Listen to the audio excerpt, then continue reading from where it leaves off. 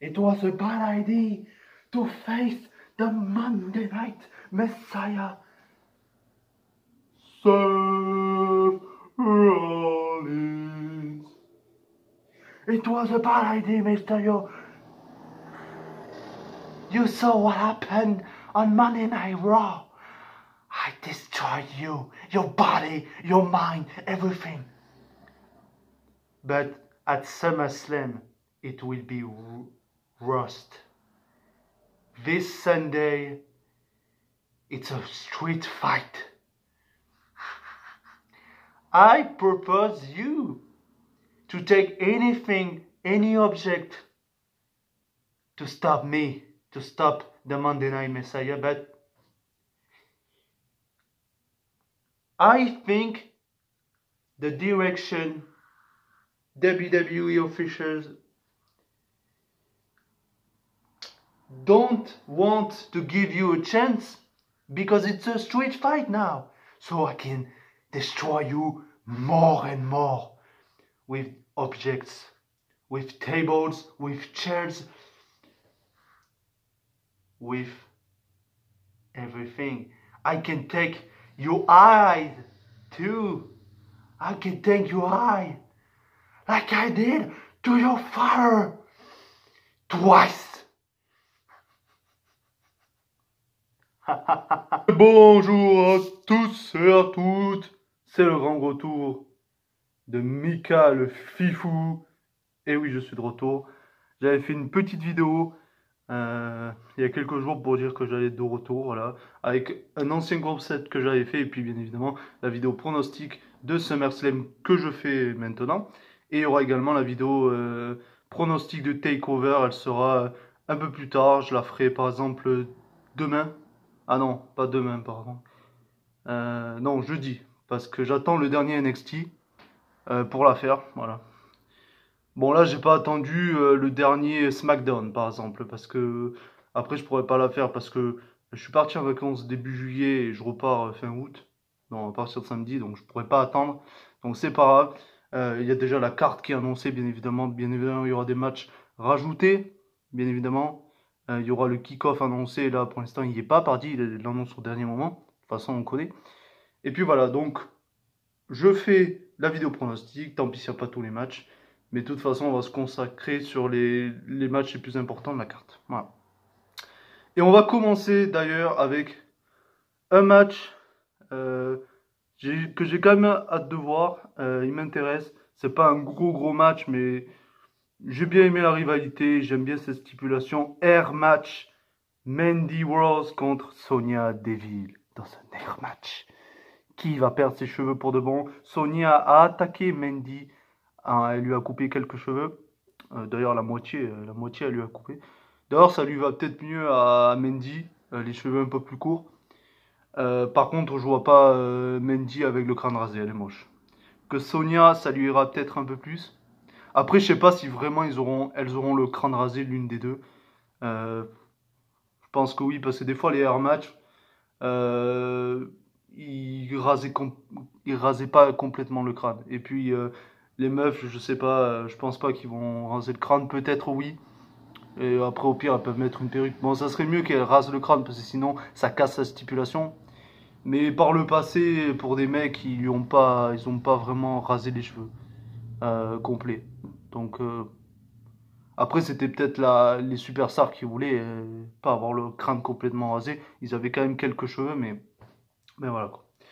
Donc, c'est Sonya qui a attaqué d'abord. Donc, moi, je veux voir Mandy se venger.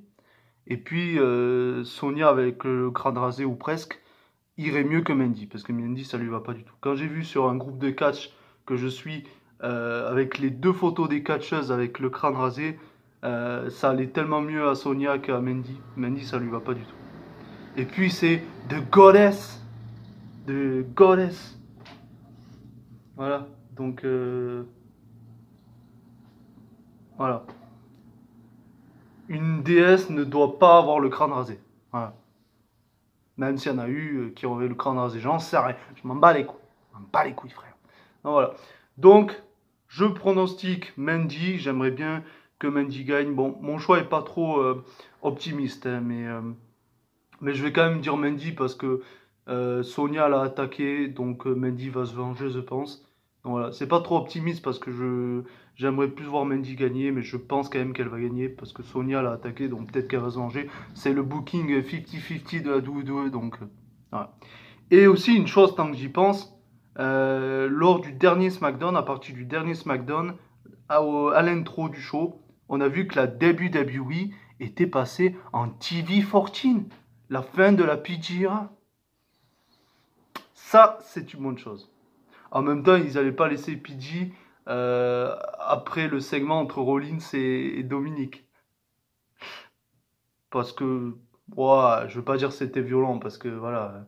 Mais un petit peu, c'était un petit peu violent pour une PG. Donc peut-être qu'ils ont changé. Et, et de toute façon, ils veulent faire remonter les audiences, donc ils sont obligés de faire un changement. Donc passer en TV14 comme la EW, voilà. La fin de la PG era, voilà, je pense que c'est une bonne chose à faire. Depuis 2008, la WWE, après le pay-per-view Crête American Bash, je crois, en 2008, la WWE est passée en PG. Et bon, après, il y avait quand même de bons matchs, de bonnes rivalités. Rodé, Wendy Orton, Triple H en 2009, c'était quand même la PG, mais c'était une très bonne rivalité. Ah, c'était quand même violent. Ils ont attaqué Randy qui a attaqué la femme de Triple H, Stephanie. Ils sont carrément allé dans sa maison, l'attaquer. Bref, c'est vrai que même avec la PG, ça a fait des bonnes rivalités. Mais je pense que ça peut les aider un peu plus. Au moins, ils peuvent peut-être que ça fasse un peu plus violent et que les fans s'investissent et que c'est plus un public à fond. Parce qu'en fait, la plupart des fans de WWE, c'est des fans un peu hardcore. C'est pas des fans casual, des gamins, quoi. Et la WWE, je pense, ils sont passés en PG parce qu'ils voulaient que les gamins s'intéressent. Parce que les gamins, ils seront toujours contents, entre guillemets, de voir du catch. Ils pourront pas se plaindre, ça c'est nul, ça c'est nul. Voilà, et ils voulaient pas que ce soit trop violent pour pas les traumatiser. Donc, je pense que c'était peut-être une bonne chose à faire pour eux de faire ça, mais ils se disent que c'est plus les gens qui ont moins de 15 ans qui regardent et, euh, et qui aiment le hardcore, quoi. Donc, c'est normal que, voilà. Je pense que c'était une bonne idée de mettre fin à la PGA. Donc voilà, je voulais en parler de ça, parce que j'avais peur peut-être d'oublier. Voilà, donc j'en ai parlé. Donc voilà, Mandy, Sonia, je pronostique Mandy. Ensuite, Bailey qui défend son championnat féminin. Oui, donc j'ai mes notes là des matchs, enfin les matchs annoncés. Parce que vu que je filme avec mon téléphone, je peux regarder les matchs. Voilà. Donc voilà, si je vois là, c'est normal. Parce que j'ai les notes des matchs. Même si je sais un peu la carte en tête, mais bon. J'ai pas envie d'oublier un match. Donc Bailey qui va défendre son championnat féminin de SmackDown contre Asuka, qui aura d'ailleurs un autre match contre Sasha aussi, qui a gagné la Battle Royale à SmackDown. Et du coup, elle va affronter et Bailey et Sasha. Je comprends pas trop pourquoi ils font ça, parce que c'est un peu du surbooking de Asuka, même si même si ça fait rappeler son époque à NXT qui était incroyable à Asuka. Vraiment, l'impératrice là, voilà, qui était inarrêtable et tout. Mais là, deux matchs, ça fait beaucoup, je trouve. Et puis de toute façon, on sait très bien qu'elle va pas gagner les deux matchs quand même. Donc elle va gagner. Je pense qu'elle va battre Bailey pour le titre SmackDown.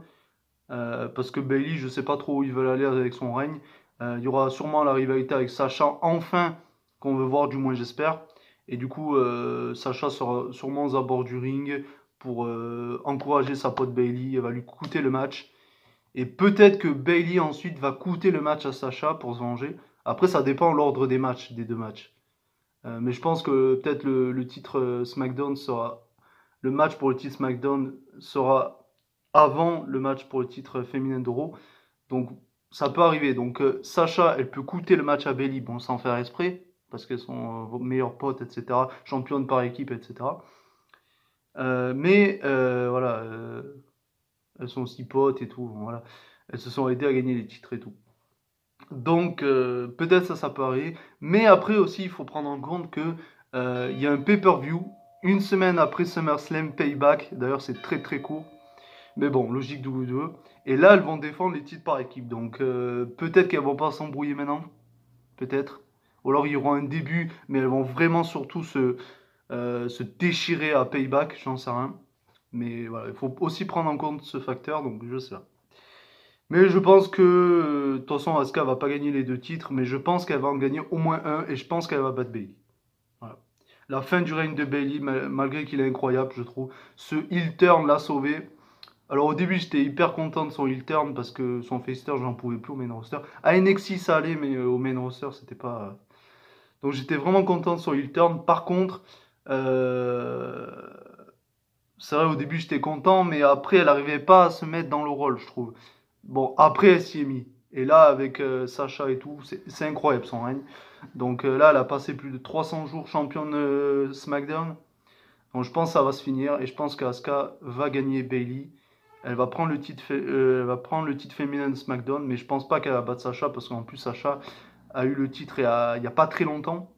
Et je pense pas qu'ils vont faire comme ces 4 derniers règnes qu'elle a eu Sacha, qu'elle garde pas le titre longtemps. Je pense qu'elle va le garder un peu plus longtemps. Et par la suite, Bailey contre Sacha pour le titre féminin d'Euro. Je pense. Ça, en tout cas, c'est mes pronostics, mes prévisions. Donc voilà, je pense que Asuka va gagner Bailey et devenir la nouvelle SmackDown Women's Champion. Et par contre, Sacha contre Asuka, Sacha conserve, je pense. Ouais.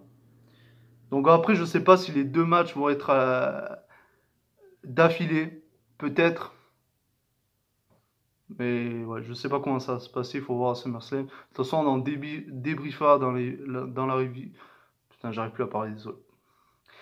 J'en parlerai dans la review de SummerSlam. D'ailleurs, je sais pas quand je vais la faire parce que je pars en vacances de nouveau, comme je vous ai dit, à partir de samedi matin. Donc, mais j'ai quand même envie d'en faire une parce que j'en ai pas fait pour le dernier show, par exemple, Backlash, que j'avais fait. Donc j'ai quand même envie d'en faire. Euh, mais je sais pas quand, ça sera peut-être une semaine, ça sera une semaine après parce que j'aurai pas le temps en vacances. Donc voilà. En tout cas, voilà. Ensuite, on va parler du Apollo Crews, qui est le vrai United States Champion, même si au début on pensait que ça serait un peu MVP. On savait pas si Apollo, enfin, il avait été testé positif au Covid. Voilà, bref. Du coup, voilà, on pensait plus que c'était MVP, même s'ils avaient annoncé la WWE que leur champion était toujours Apollo. Et c'est vrai qu'ils ont eu le match et Apollo a gagné. Donc il a confirmé que c'était vraiment le vrai United States Champion, mais il y a quand même un autre match contre MVP et je pense que MVP va gagner cette fois-ci. Et là, il va vraiment être le nouveau United States Champion. D'ailleurs, nouveau titre qui est vraiment sympa, en tout cas. J'en avais pas parlé encore, et vraiment sympa. Et je trouve que le règne d'Apollo, c'était sympa. C'était un des projets de Paul Heyman. Bon, après, Paul Heyman n'est plus directeur exécutif de Raw, enfin voilà. Et, mais c'était bien quand même de le garder un peu champion Apollo, mais je vois que ça amène à rien, malheureusement.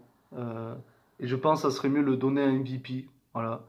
Parce que depuis qu'il est revenu, alors on savait pas au début il était revenu, il avait dit il faisait son dernier match, mais après il était juste présentateur. Après il a formé The Hurt Business avec Bobby Lashley et Shelton Benjamin. D'ailleurs il les a sortis de l'ombre, surtout Shelton, parce qu'ils étaient perdus et elle est pas perdue. Donc ce clan est vraiment magnifique. D'ailleurs ils ont combattu à Raw Underground, donc ça peut-être que j'en parlerai de ce nouveau concept qui est sympa je trouve. Peut-être dans une prochaine vidéo parce que voilà, on va pas tout parler des nouvelles actualités. Là, c'est la vidéo pronostic de SummerSlam. J'en reparlerai peut-être dans la review par exemple de SummerSlam. Je sais pas. J'ai déjà parlé de la fin de la PGRA. Voilà. Donc voilà. Donc du coup, Apollo Crews contre MVP. Je pense qu'un MVP va gagner et devenir le nouveau United States Champion. Ensuite, on va parler de Street Profits contre Angel Garza et Andrade qui sera accompagné de la magnifique, comme d'habitude, Zelina Vega, qui est jalouse un petit peu quand Angel Garza invite par là des meufs, enfin bref. Mais c'est surtout en fait qu'elle est jalouse dans son personnage, bien sûr, parce que dans la vraie vie, elle est avec Aleister Black. Et parce qu'en fait, les meufs à qui parle Angel Garza l'ignorent.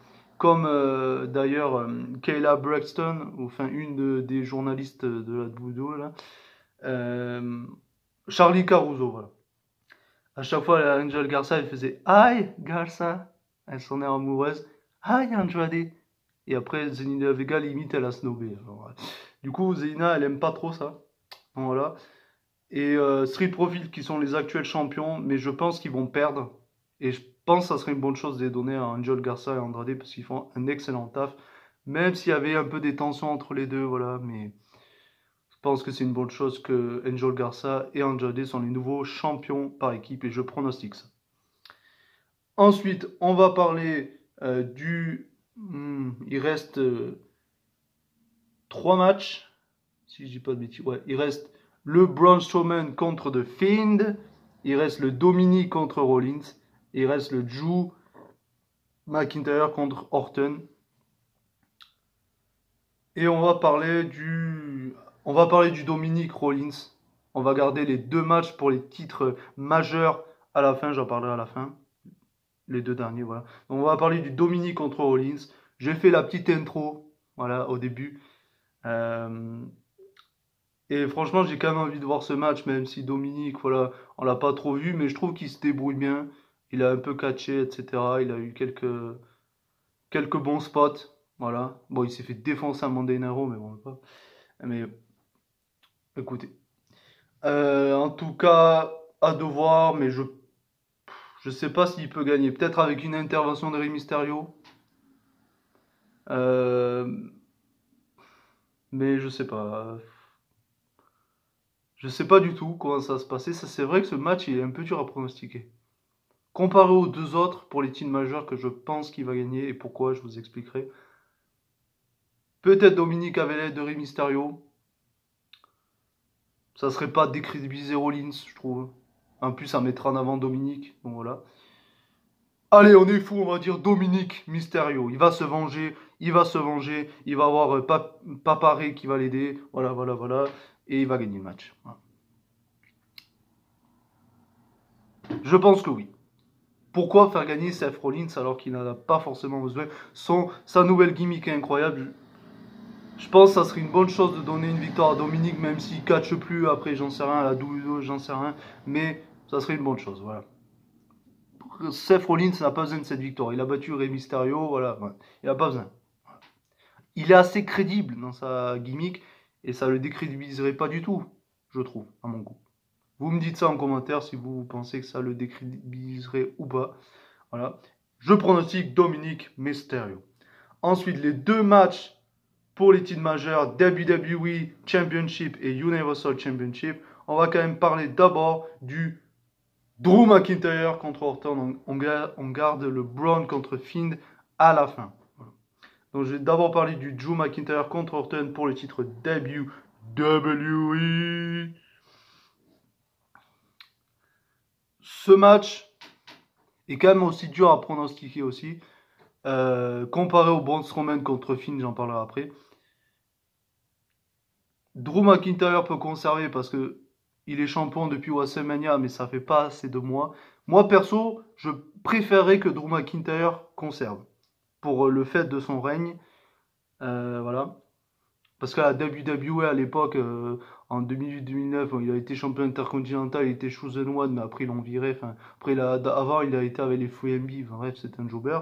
Après, il a été sur les Indies, il est revenu à NXT, et là, après, il est retourné main roster. Ils ont mis un peu de temps à le mettre champion, à le mettre vraiment top star, mais ils l'ont fait enfin à partir du Royal Rumble. Il a battu Brock Lesnar à WrestleMania, et je pense que ça serait dommage de le faire perdre. Et clairement, Drew McIntyre est mon choix du cœur. Par contre, je ne vais pas dire que c'est lui qui va gagner. Mais je serais quand même dégoûté qu'il perd parce qu'il n'aura pas eu un gros règne. Après, ils peuvent le mettre champion au retour des fans ou j'en sais rien. Parce qu'ils voulaient lui donner le titre quand il y avait les fans. Et c'est vrai que c'est dommage qu'ils lui ont donné le titre sans les fans. mais il fallait qu'il lui donne, il fallait pas qu'il perde contre Brock Lesnar. Donc la WWE était emmerdée. Donc c'était quand même un bon choix de faire gagner Drew McIntyre à WrestleMania contre Brock Lesnar. Mais avec les fans, ça aurait été mieux. Donc, moi, des rumeurs que j'ai vues, et d'ailleurs c'est normal que la WWE veuille le faire, ils veulent faire gagner Orton. Voilà.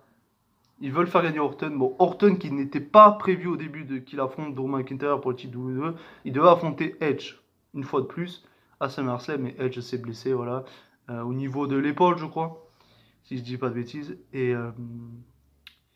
du coup, ils voulaient faire ça, mais Edge est blessé, donc Orton affronte Drew McIntyre. Et d'ailleurs, ce match va être exceptionnel, peu importe le gagnant. Euh, Et puis, comme j'ai dit, Drew McIntyre est mon choix du cœur. Je serais dégoûté qu'il perde par rapport à son règne qui n'aura pas été très très long. Mais je pense qu'Orton va gagner et ça me dérangerait pas trop non plus quand même. Je serais un peu dégoûté pour Drew, mais ça me dérangerait pas parce que Randy Orton, c'est Randy Orton, de Legend Killer, de Viper, de Apex Predator, de Legend Killer. Je l'ai peut-être déjà dit, je m'en fous pas les couilles. The Master of Punt Kicks, le maître des punt kicks. Voilà. Ça me dérangerait pas parce que Orton est incroyable en ce moment. Voilà, le retour de la Legend Killer, voilà, incroyable. Donc ça me dérangerait pas. Et puis j'ai vu que par rapport aux rumeurs, Orton gagnerait pour qu'ensuite Edge, quand il reviendra, il s'affronte pour le titre WWE. Donc ça serait une bonne chose. Voilà. Même si les deux n'ont pas forcément besoin d'être dans un match pour le titre WWE. Parce qu'ils ont fait un excellent match à WrestleMania, un No Holds Barred qui était exceptionnel. À Backlash, c'était pas the greatest wrestling match ever, faut le dire clairement. Mais c'est quand même l'un des meilleurs matchs de la WWE depuis quelques mois, quelques années, on peut dire quand même. Donc, puis c'est deux grosses top stars, voilà. Donc, on va pas dire que c'était un match de merde, mais c'était clairement pas the greatest wrestling match ever. Donc voilà. Donc, je serais pas non plus dégoûté qu'Orton gagne parce que c'est Orton. Il serait en plus 14 fois champion du monde, 10 fois WWE champion. Donc voilà. Ça me dérangerait pas. Et puis si ça amène à, quand Edge revient, un Orton Edge numéro 3 pour le titre WWE, je signe direct. Mais je serais un peu dégoûté pour donc. Mais bon, voilà. Il reste le match Braun Strowman contre The Fiend. Et cette rivalité m'emballait pas trop au début, je vais vous le dire clairement. Mais là, à partir de Backlash, le Swan match, d'ailleurs au début, il m'a hypé pas tellement.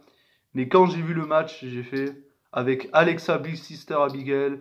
Bon, elle n'est pas vraiment Sister Abigail, mais c'était un moyen de toucher Strowman en plein cœur, entre guillemets. Et là, qu'elle était un peu Sister Abigail, etc. Là, le changement de look de Braun Strowman récemment, le fait qu'il soit beaucoup plus monstre et pas simple rigolo comme il était avant, je trouvais. Là, il a vraiment envie de détruire le Fiend. Et là, au début, la rivalité m'a hypé pas tellement. Mais là, j'ai vraiment envie de voir ce match. C'est pour ça que j'en ai parlé à la fin d'ailleurs. Parce que pour moi, c'est l'un des plus gros matchs qu'il faut attendre de ce SummerSlam. Et puis parce que le Fiend est mon personnage préféré en ce moment, donc aussi.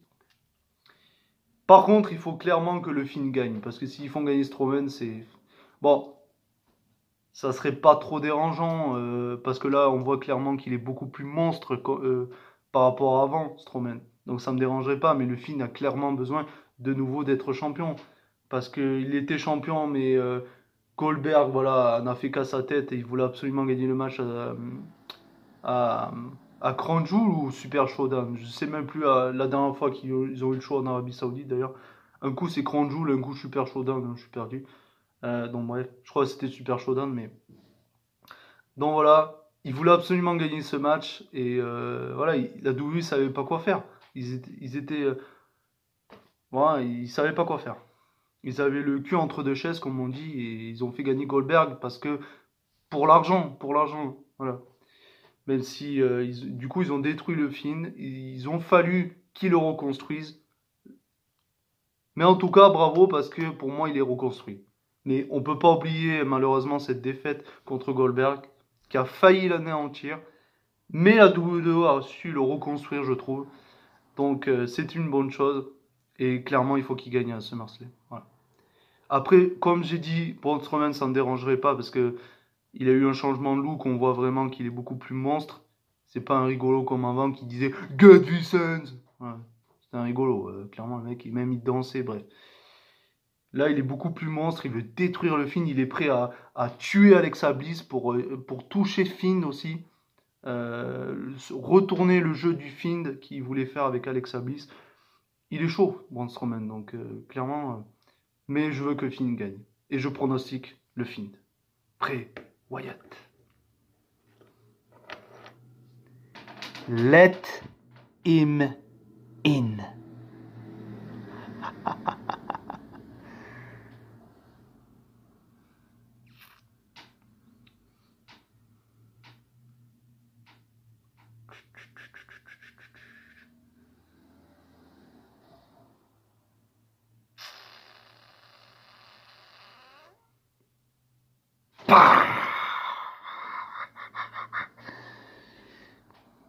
En tout cas, voilà, bref. En tout cas, voilà, c'est la fin maintenant de la vidéo pronostic de SummerSlam. J'espère que vous êtes chaud pour le show le plus chaud de l'été, SummerSlam. En tout cas, dites-moi si vous êtes hypé par cette carte. Moi, je le suis clairement. Voilà. Je trouve qu'il n'y a aucun match qui fait défaut, en fait. Comparé à presque tous les pay-per-view, la WWE, qui y a au moins 2 ou 3 matchs qu'on sait vraiment ça va être de la merde. Je trouve que, bon, à part pour le fait que Asuka ait 2 matchs, ça me dérange vraiment, ça. Quand même, je trouve que c'est un peu du surbooking, mais bon. C'est Asuka, donc clairement, on va pas non plus en tenir trop rigueur, on va pas quand même chipoter. Ça me dérange un peu pour ça, mais sinon, aucun match fait défaut. Clairement, on peut pas dire qu'aucun match fait défaut. Sacha, Asuka, elles ont fait vraiment de très bons matchs par le passé. Bailey, Asuka encore plus. On se rappelle de Takeover Brooklyn, voilà, des matchs comme ça. Voilà. Aucun match fait défaut, je trouve. Donc clairement, on est hypé et on espère que ça va être un très bon show. Je pense qu'ils vont pas nous décevoir parce que là, clairement, ça va être des très très bons matchs. Et puis voilà. Donc nous, on se retrouve un peu plus tard pour la vidéo pronostic de Takeover. Et il y aura la review, comme je vous ai dit, dans 1 ou 2 semaines, voilà, quand je serai revenu de vacances. Et sinon, le retour également d'une série que j'avais fait auparavant, qui n'a pas vu le jour depuis 2 ans et 9 mois. Elle sera de retour. Dylan, tu essayais de savoir ce que c'était. Est-ce que ce sera le Mika Fifou Show? Ou est-ce que ça sera une autre série que j'avais fait? Il faut deviner.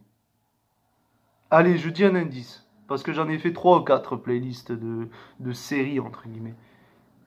Ça se joue soit entre le Mika Fifou Show et Parlons d'une superstar également. Sauf que c'est une version 2.0.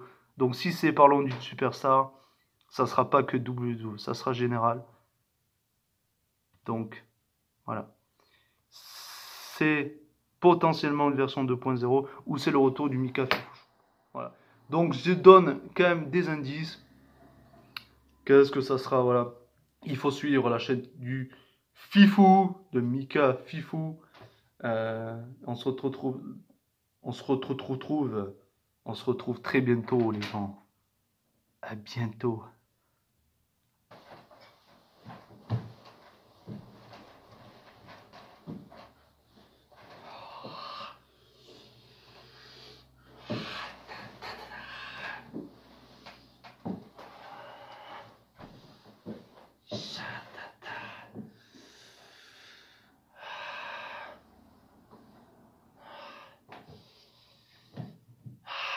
Where is my Universal title? Strowman! Alexa!